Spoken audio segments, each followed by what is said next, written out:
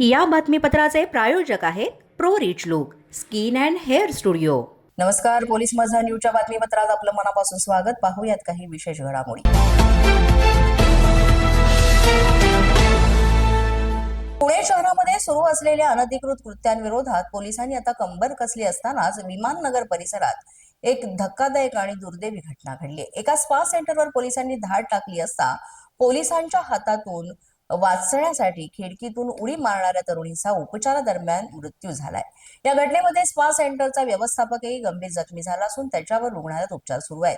ही धक्कादायक घटना रविवारी दुपारच्या वेळेस घडली। या घटनेमध्ये महिलेचा मृत्यू झाला असून व्यवस्थापक गंभीर जखमी असून रुग्णालयात उपचार सुरू आहेत। पोलिसांच्या माहितीनुसार विमाननगर पोलीस स्थानकाच्या पथकानं या स्पावर धाड टाकली होती आणि कारवाई केली होती। पोलिसांनी दरवाजा उघडण्यासाठी आवाज दिला असता कोणीही दरवाजा उघडला नाही, त्यामुळे पोलिसांनी दरवाजा तोडून आत प्रवेश केला। तिथं 4 पीडित महिला आणि 4 पुरुष आढळून आले।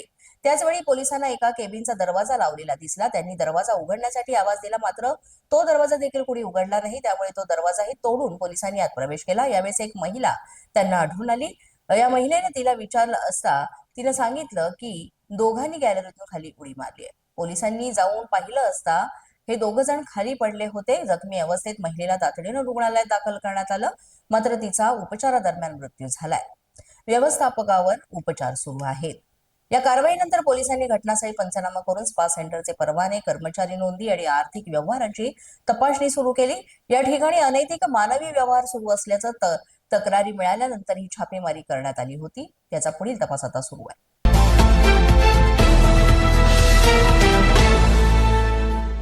मालेगाव मनपा कार्यालयामध्ये नमाज पठण प्रकरणी अनेक जणांवर आता गुन्हा दाखल करण्यात आलाय। मनपाच्या विद्युत विभागाच्या कार्यालयामध्ये नमाज पठण होत होतं आणि नमाज पठणा प्रकरणाची 4 ते 5 जणांवर या संदर्भात गुन्हा दाखल झालाय। मनपाच्या विद्युत विभागाच्या कार्यालयामध्ये हा सगळा प्रकार घडला होता। मालेगावच्या जिल्हा पोलीस ठाण्यामध्ये याबाबत गुन्हा दाखल करण्यात आल्याची माहिती मिळते। सार्वजनिक शांततेला धोका निर्माण करणं, शासकीय कामामध्ये अडथळा निर्माण करणं अशा काही कलमांखाली हा गुन्हा दाखल झाल्याची माहिती आहे। नमाज पठण प्रकरणी संपूर्ण राज्यात त्याचे आता पडसाद उमटलेले आहेत, तर विविध राजकीय स्तरांमधून देखील प्रतिक्रिया पाहायला मिळत आहेत। अखेर यामध्ये गुन्हा सुद्धा दाखल करण्यात आलेला आहे आणि बऱ्याच प्रतिक्रिया सुद्धा इथून येत आहेत। मात्र अशा पद्धतीनं शासकीय ठिकाणी किंवा सार्वजनिक ठिकाणी नमाज पठण करणं, शासकीय कामात अडथळा निर्माण करणं हे चुकीचं असल्याचंही म्हटलं जात आहे।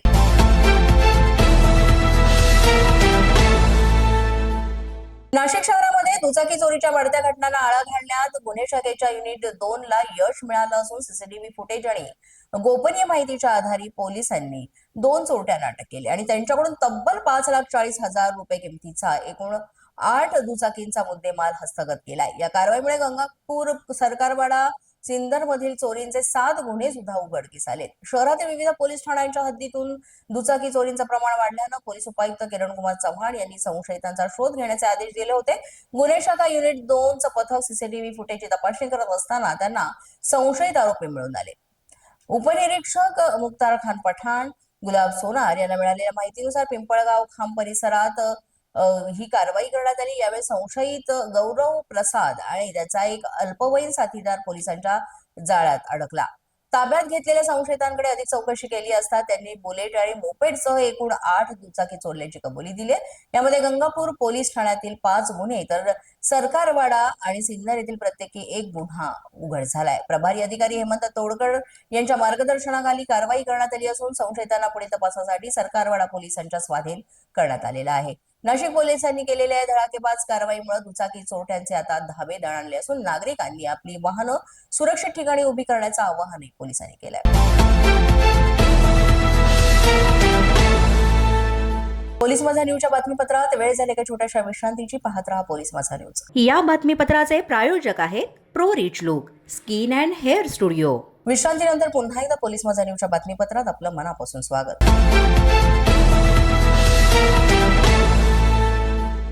नाशिकमध्ये विश्व मराठी साहित्य संमेलनाआधीच आता वाद निर्माण झालेला आहे। या संमेलनावर त्र्यंबकेश्वर संस्थानाचं पत्र काढत त्यांनी रोष व्यक्त केलेला आहे। आयोजकांनी संत परंपरेचा अवमान केल्याचा आरोप यामध्ये केलेला आहे आणि साहित्य संमेलनामध्ये संतांचा सन्मान का नाही असाही सवाल केलेला आहे. आयोजकांना संत परंपरा, संतांच्या योगदानाचा विसर पडल्याचा आरोप संस्थानातर्फे करण्यात आलेला आहे. काही दिवसांपूर्वी हे पत्र दिलं होतं, जिथे विश्व मराठी साहित्य संमेलन ज्या प्रांगणात सुरू आहे त्या ठिकाणी निवृत्तीनाथांच्या नावाने एक संत दालन सुरू करा किंवा निवृत्तीनाथांची परंपरा जिथून सुरू झालेली आहे तो नाथपंथ आदिनाथ भगवान शंकरांपासून सुरू झालेली ही परंपरा तर थेट संत तुकाराम महाराज, ज्ञानेश्वर महाराज आणि एकनाथ महाराजांनी तिथून पुढे संत निळोबांपर्यंत ही परंपरा जाते. मात्र या परंपरेचा कुठेही आणि कुठल्याही ठिकाणी उल्लेख केलेला नाही, ही खंत वारकर यांनी यावेळेस व्यक्त केली.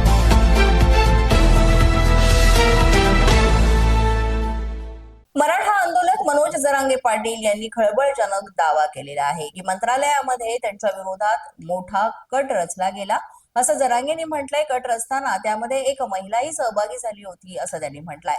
या सर्वांचे स्टिंग ऑपरेशन सुरू आहे. 15 दिवसात सर्व काही समोर येईल असं मनोज जरांगे पाटील यांनी म्हटलेलं आहे आणि त्यामुळे मनोज जरांगे पाटील आता नक्की कोणता गोप्यस्फोट करणार याकडे सर्वांचं लक्ष लागलंय. पोलीस माझा न्यूजच्या बातमीपत्रात आज इतकंच. तुम्हाला आमचं बातमीपत्र कसं वाटतंय याबाबत अवश्य अभिप्राय कळवा.